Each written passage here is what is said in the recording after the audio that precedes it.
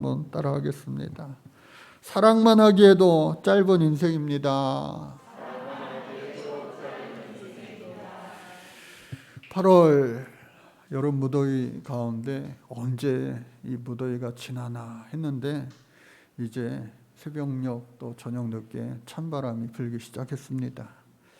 8월 한 달 동안 여름 행사 은혜 가운데 아무 탈 없이 무사히 잘 맞춰주신 하나님 앞에 진심으로 감사 영광 올려드립니다.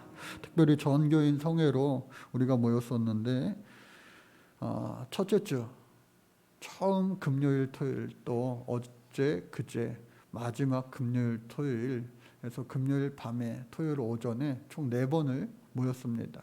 4분의 해외 선교사님들을 모시고 시간마다 하나님 부어주시는 놀라운 은혜에 기쁘고 감사했습니다. 몇 년 만에 이렇게 보는 선교사님, 또 10년 만에 말씀을 청해 듣는 선교사님, 그들의 통하여 하나님 일하시는 놀라운 역사가 우리 가운데도 동일하게 앞으로 임하게 될 줄로 믿습니다. 그런데 처음 이 첫 번째, 두 번째 시간에는 그런 일이 없었는데 이제 어제 그제 금요일 날에는 또 토요일 날에는 시온이 민영이가 갑자기 에어컨 바람이 차갑다는 거예요. 이제 춥다는 거예요. 그래서 저 저 유아실에 있는 무릎 담요를 갖다 줬어요. 애들이 이렇게 딱 덮고 다시 잘 말씀을 듣더라고요. 근데 이제 여름이 끝나가는구나. 그걸 통해서도 느꼈는데 어느 목사님 짧은 글을 보면서 재미도 있고 진짜 그렇다 하는 생각이 들었는데 일산에서 목회하다가 이제 울산으로 넘어가서 목회하고 있는 어느 목사님이 있어요. 서울을 이제 자주 오가니까 KTX 타고 왔다 갔다 하나 봐요.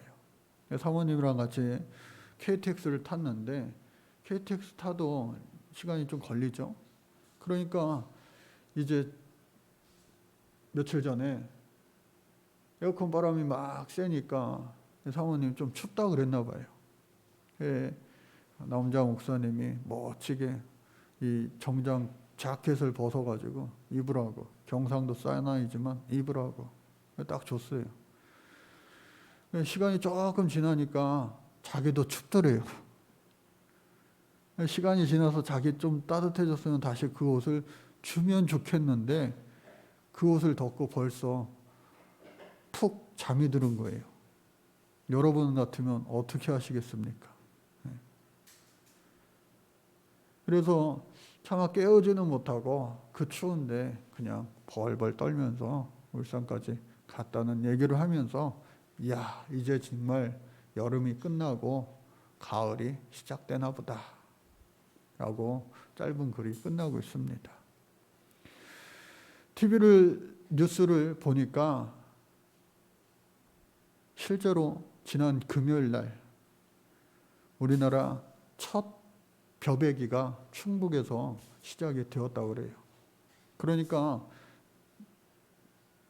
그야말로 가을이 시작된 겁니다. 수확의 계절, 또 곡식 거두는 열매 거두는 이 계절에 여러분들 올 한 해에 많은 결실들이 있기를 주의 이름으로 축복합니다. 모내기를 하기 위해서 열심히 물을 대고 또 심고 또 무더운 여름날 해를 입지 않을까 뭐 농약도 주고 여러 가지 수고가 있는데 여러분 이 길거리에 떡볶이집, 오뎅집, 뭐 겨울에 붕어빵집 그런 거 그냥 만들어서 바로 파는 게 아니라 재료 준비하는 과정이 보니까요 반 이상이더라고요. 장보기서부터 시작해요. 심지어 또 어떤 분들은 장사하시는 분들 가운데 직접 농사를 지어서 채소를 사용하기도 하더라고요.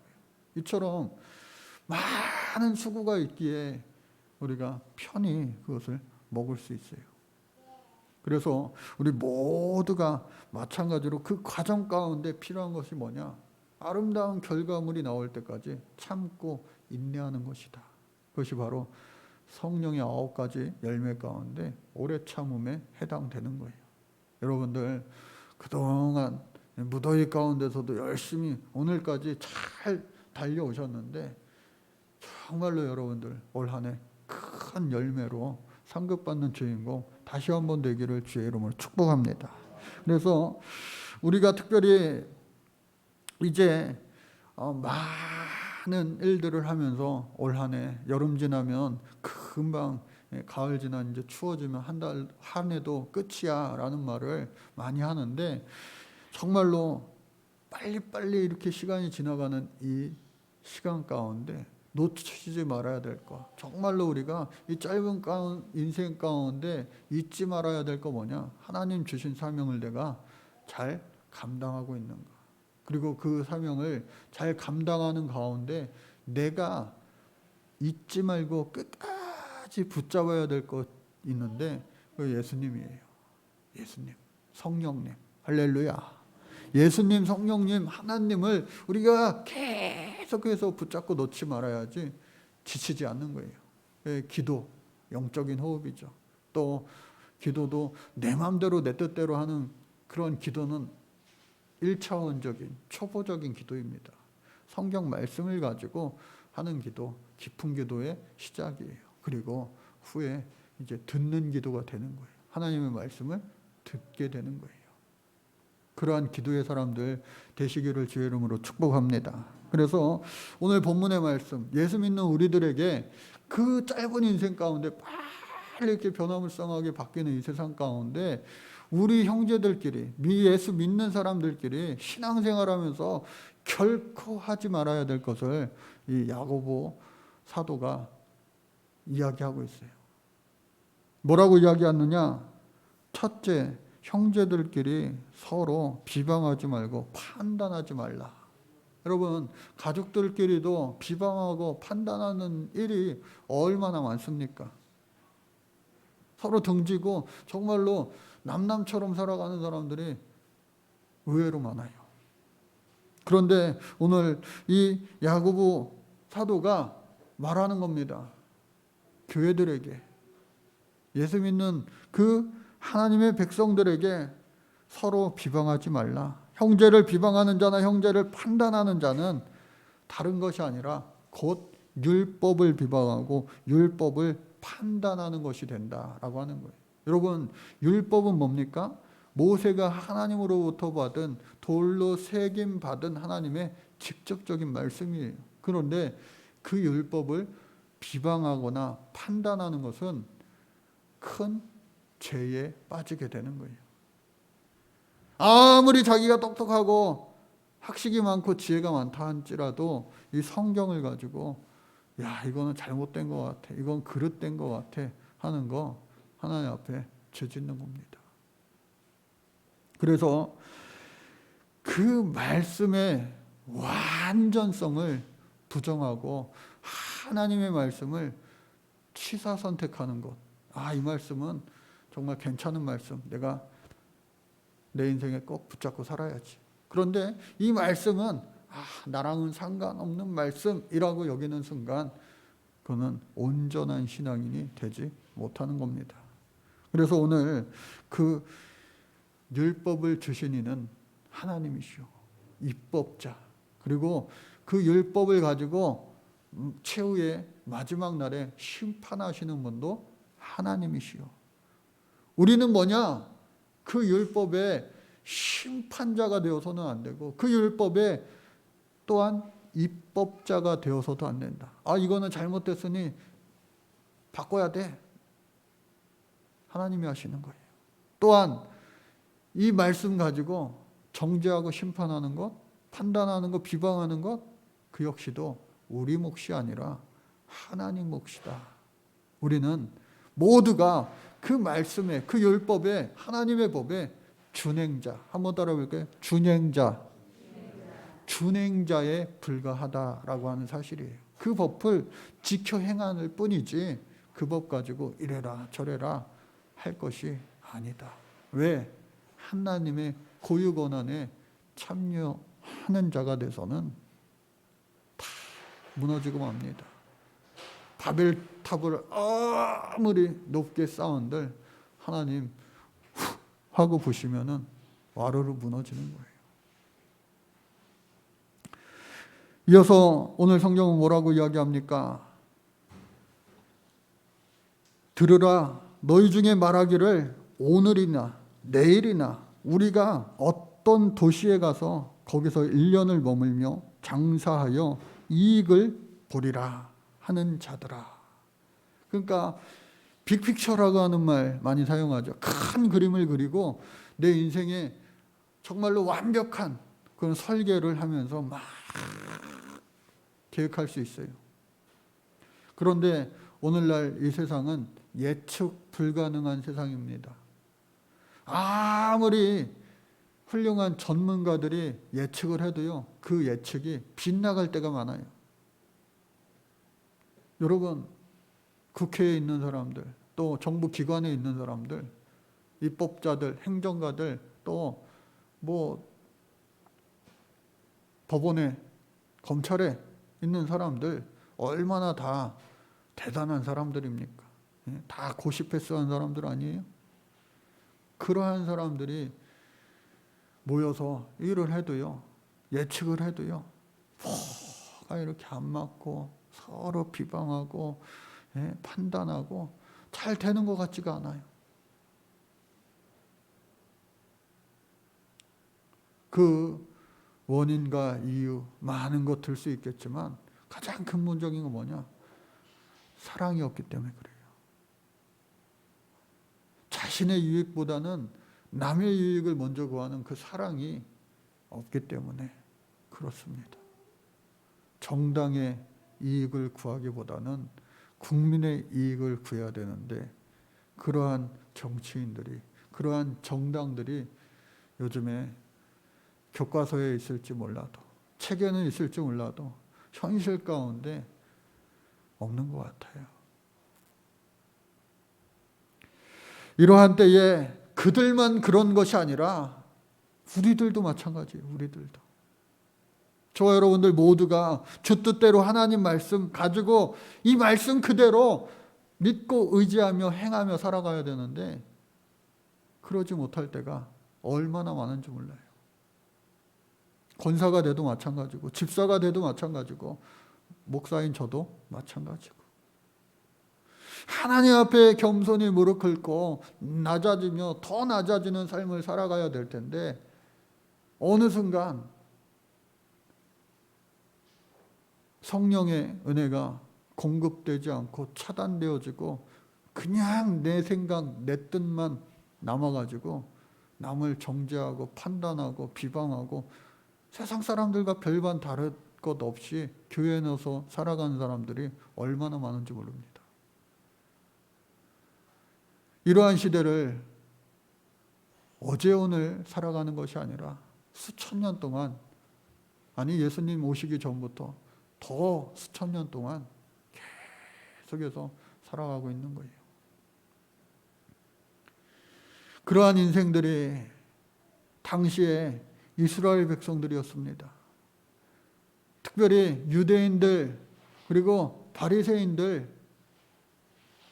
그런데 그 사람들이 예수를 믿고 예수 중심으로 살겠다 해서 예루살렘을 떠나서 객지에 나와서 외국에 나가서 살아가는 이 사람들인데, 성령이 계속 공급되지 않으니까 또 자기 생각이 들어가는 거예요. 그 대단한 그 믿음의 사람들조차도 하나님 뜻 구하지 않고 내 생각이 들어가는 거예요. 그러니까 야고보가 그들에게 야, 그러면 안 돼. 지금 오늘 이 마음에 호소를 하고 있는 거예요. 너희들 지금 지역을 옮긴다고? 그 지역을 옮기는 목적이 이제는, 과거에는 신앙을 따라서 예루살렘에서 예수 믿으면 죽겠으니까 다 죽였으니까, 스데반을 시작해서 그 핍박과 박해가, 고난이 시작되어 다른 곳에 가서라도 예수 잘 믿어보자 하고 왔는데, 디아스포라 떠나온 자들인데 이제는 조금 거기서 정착하고 살만하니까 야, 여기는 돈 될 게 없다. 여러분, 유대인들이 오늘날까지도 얼마나 경제적으로 이 머리가 팍팍팍팍 잘 돌아가잖아요. 유대인 탈무드라고 하는 책 보면은 지혜 또 부를 얻을 수 있다 그러잖아요. 세계 금융의 중심은 유대인들이다. 허튼 말이 아니죠. 그래서 이 사람들은 이 당시에도 상업으로 다 먹고 사는 거예요. 그래서 1년 계획, 로드맵을 딱 짜서 지금 어느 도시에 가면은 우리가 큰 돈을 모을 수 있어. 계획합니다. 그 계획이 맞을 수도 있어요. 왜? 그 사람들은 그런 쪽으로 아주 소위 말해 촉이 발달된 사람들이에요. 그런데 중요한 거 뭐냐? 오늘 성경은 뭐라 말합니까? 너희들 계획이 다 딱딱딱딱 맞아 떨어진다 할지라도 너희의 생명은 내게 있으니 너희의 생명을 거두어가면 무엇이 남겠느냐? 내일 일을 너희가 알지 못하는도다. 너희의 생명이 무엇이냐? 너희는 잠깐 보이다가 없어지는 안개다. 안개와 같다라고 하는 거예요. 날씨 흐린 날, 비 오는 날, 저 123층 롯데타워 쳐다보면요, 다 안 보여요. 구름에 가려져 있습니다. 안개 가려져 있습니다. 그런데 화창한 날 보면은 선명하게 보입니다. 우리의 인생이요, 그 안개 같다는 거예요. 어두컴컴하게 앞이 안 보이게 자욱하게 있는 것 같지만 한순간에 그 실체가 완전히 사라질 수 있는 그 안개.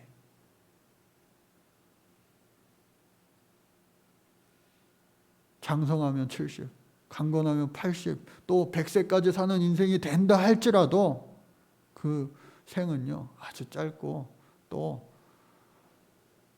순간에 불과합니다. 그러한 인생 가운데 저와 여러분들이 그 짧은 인생 가운데 하나님 우리에게 주신 그 삶의 목적, 이유, 미션, 사명 가지고 살아갈 때 그 인생이요 허망하지 않고 진짜 의미가 있고 내가 이 땅에 태어난 그 목적을 깨닫고 이루어 드릴 수 있는, 사회학에서는 그것을 자아실현이라고 하는 말을 사용하는데 그 이상의 놀라운 하나님 주신 그 비전을 이루는 귀한 삶이 되어질 줄로 믿습니다. 저 여러분들요, 안개 같은 삶을 살아가면서 그 사실을 모르고 마치 천년 만년 영원토록 살 것처럼 살아가는 인생들이 얼마나 많은지 몰라요. 영화나 드라마 같은 거 보면 마지막 순간에 정말로 아웅다웅 악착같이 살다가도 마지막 순간이 되면 내가 더 가져야 되는데, 내가 더 가져야 되는데, 내가 이겨야 되는데, 내가 1등 해야 되는데, 그것이 아니라 아빠 엄마 사랑해, 아들아 딸아 사랑해, 용서할게요, 용서해 주지 못해 미안해, 다 그런 말들 또 그런 후회들만 남는 모습을 우리는 흔히 볼 수 있게 됩니다. 그래서 저와 여러분들 모두가 이 짧은 인생들 가운데 정말로 인생의 참된 의미, 하나님 주신 그러한 귀한 미션, 비전, 사명 위에 살아가는데 특별히 허탄한 자랑하며 살아가는 사람들은 이것을 알지 못하는 사람들이에요. 알라 존네 이 아이스라고 하는 말인데 허탄한 자랑, 거들먹거리면서 거들먹거리면서 쓸데없는 거 가지고 교만한 가운데 세상을, 인생을 살아가며 허비하는 거예요. 하나님 앞에 섰을 때에 용서받지 못할 죄인이 될 수도 있다고 하는 겁니다. 그래서 저와 여러분들 오늘 마지막 말씀은 뭡니까? 허탄한 자랑하지 말고 그러한 그 자랑은 모두 악한 것이니 그러므로 사람이 선을 행할 줄 알고도 행하지 아니하면 죄가 된다. 그렇게 말씀이 끝나고 있는데 여러분들 예수님 사랑을 받은 우리, 예수님 사랑을 아는 우리, 그 사랑을요, 아는 것으로 끝나는 것이 아니라 행하는 자 되어 칭찬받는 자 되시기를 간절히 바랍니다. 특별히 선교사님들 말씀 많이 전해주시고 우리가 큰 은혜를 받았는데, 여러분 그것이 말씀 듣고 나서 그냥 좋았다, 은혜 받았다 끝나는 것이 아니라 그 말씀이 내 인생에 귀한 영양분이 되시기를 주의 이름으로 축복합니다. 아무리 좋은 음식을 먹고요, 또 비타민을 칼슘, 영양제로 온갖 것들을 다 먹어도 입으로 먹고 그냥 다 빠져나가면 아무 소용이 없습니다. 머리부터 발끝까지 십년골수 그 피가 되고 살이 되고 하는 모든 곳에 영양분이요, 흡수가 돼야 돼요. 그래야지 효과가 있는 겁니다. 말씀도 마찬가지입니다. 받은 말씀을 우리가 우리의 삶 가운데 그렇게 살아갈 수 있도록 머리부터 발끝까지 이 영양분이 곳곳에 필요한 곳에 다 흡수되어질 수 있기를 간절히 바랍니다. 특별히 모든 선교사님들 다 은혜 받았지만 어제 김재희 선교사님 자녀들 같이 올 수 있으면 오라 그랬어요. 1년에 한 번, 2년에 한 번밖에 보지 못하는 애들이잖아요. 자신의 아이들. 근데 얘네들 중2 중3 되니까 아빠 엄마 마음은 그렇지 않은데 애들은요, 같이 오래. 내가 거기 왜 가? 이런 식이래요. 같이 안 다닌다고 그러더라고요. 그러면서 저에게도 경고했습니다. 정 목사도 멀지 않았어. 그래서 그러한 아픔들, 자주 보지 못하는 그 즐거움이 사라졌다고 그 목사님 표현했는데, 우리 주님이 한마디 말씀, 그 한 음성 가지고 그 사역 감당하는 겁니다. 뭐예요? 네 애를 내가 책임져 줄 테니 내 애들을 네가 책임져 줄래? 라고 주셨던 그 말씀 가지고 힘들고 어려울 때 막 속에서 불이 올라올 때도 그 말씀 기억하면서 살아가는 거예요. 특별히 예전에 저쪽에 있을 때 지금은 천국 가셨던 주정빈 장로님 계세요.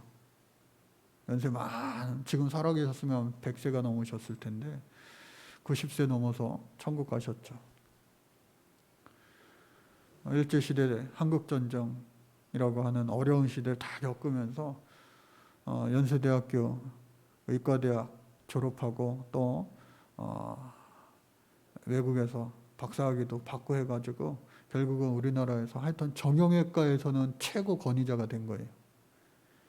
그 아들도 존 홉킨스 대학 병원 박사가 돼서 하여튼 훌륭한 의사가 되었는데, 그 장로님이 오랫동안 이제 세브란스 교수를 하시다가 이제 여기 와가지고 의료봉사를 오래 하셨어요. 본인도 연세가 많으셔가지고 저랑 예배할 때 항상 이렇게 인자하신 그런 모습이었는데 정이 많고 사랑이 많고. 근데 추운 겨울날 그분이 오시는 분들이 못 오면 그 연세에 왕진을 가시는 거예요. 왕진 가방 드시고. 왕진 가는 거는 저는 한 번도 동행한 적이 없는데 하여간에 비서 한 명 데리고 같이 이렇게 왕진을 다니셨어요. 근데 그 추운 겨울날 그 거여동 옛날 그 재건축지 안에 좁은 그 빙판길, 눈길, 해가 들어오지 않아서 빙판된 거기서 넘어지셔가지고 갈비뼈가 부러졌어요. 그래가지고 거의 이게 회복되는데 1년 이렇게 걸린 것 같아요. 그만해도 되실만 한데 다시 오셔가지고 목사님 갈비뼈 다시 붙었어요. 마지막 정말로 거동이 힘드실 그 순간까지 오셔가지고 의료봉사 하셨습니다. 마지막 날 제가 오늘 마지막 진료라고 하는 것을 알고 우리 비전을 만찬 할머니 할아버지들 많이들 계실 때 꽃다발 하나 사다 가지고 빨리 준비해서 하나 드리면서 제가 질문 한 가지 했어요. 장로님은 도대체 지금까지 왜 이렇게 힘든 곳에 오셔서 누가 시키지도 않았는데 의료봉사 이렇게 하셨습니까? 마지막 날이니까 하셨습니까? 제가 질문했어요.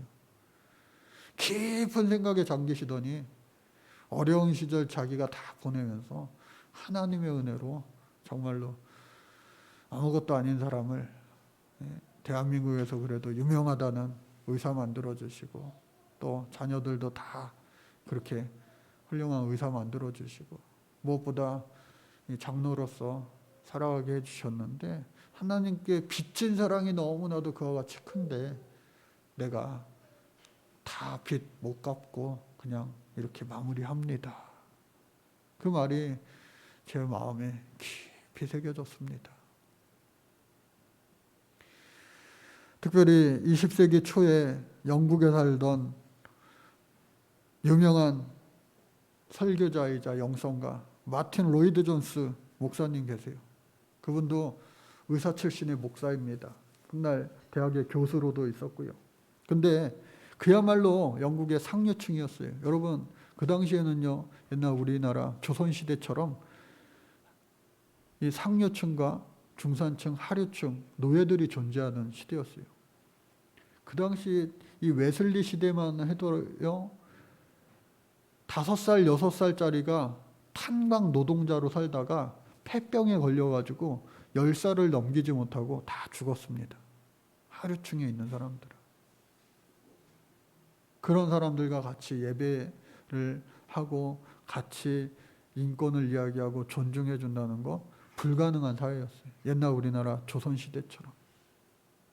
그러한 시대에 이 마틴 로이드 존스 목사님이 웨일즈라고 하는 가난한 동네에 가서 그곳에서 예수님 사랑을 실천하며 살아갑니다. 가난한 사람들의 성도의 이웃이 되고 친구가 되어줬어요. 그리고 그것이 너무나도 기쁘다고 말했습니다. 그 원동력은 뭐냐? 그리고 지탱할 수 있던 그 힘은 뭐냐? 예수님이 자신에게 베풀어 주신 그 사랑을 늘 기억했다고 하는 겁니다. 저와 여러분들 오늘날 이 시대 가운데 사랑만 하기에도 짧은 인생입니다. 다 알아요. 다 알아요. 그런데 영화를 보고 드라마를 보고 감동이 되어서 그래, 그렇게 살아야지. 근데 그거는 참고서에 불과합니다. 인생의 진짜 유일한 교과서는 성경이에요. 근데 그 성경에 그와 같이 말씀하고 있는 거예요. 사랑만 하기에도 짧은 인생이구나. 오늘 이 말씀 제목 또 말씀의 내용들을 여러분들 기억하시고 머리로 알고 이해하고 지식으로 저장되는 것으로 끝나는 것이 아니라 이 예배가 끝나기가 무섭게 이 말씀을 누가 먼저랄 것도 없이 내가 먼저 실천하며 살아갈 수 있기를 간절히 주의 이름으로 축복합니다. 높은 곳 바라보기가 쉬워요. 그러나 낮은 곳으로 오신 우리 예수님처럼 이 땅에 인간의 옷을 입고 오신 예수님처럼 사랑으로 저 낮은 자들을 향하여 갈 때에 더욱더 자신을 낮출 때 우리를 높여주시는 우리 하나님의 은혜를 경험하고 사랑만 하기에도 짧은 인생 가운데 더욱더 사랑하며 용서하며 살아갈 수 있는 진짜 하나님 마지막 때에 칭찬받을 수 있는 우리 교회와 저와 여러분들 온 성도님들 되시기를 주의 이름으로 축복합니다. 하나님 감사합니다. 예수님처럼 사랑하며 살게 하여 주옵소서. 또한 먼저 우리 받은 예수님의 사랑 늘 잊지 않고 교만하며 자만 가운데 살아가지 않고 늘 겸손한 가운데 낮아지며 더욱더 낮아지며 살아갈 수 있는 우리들 되게 도와 주옵소서. 예수님의 이름으로 기도드립니다. 아멘.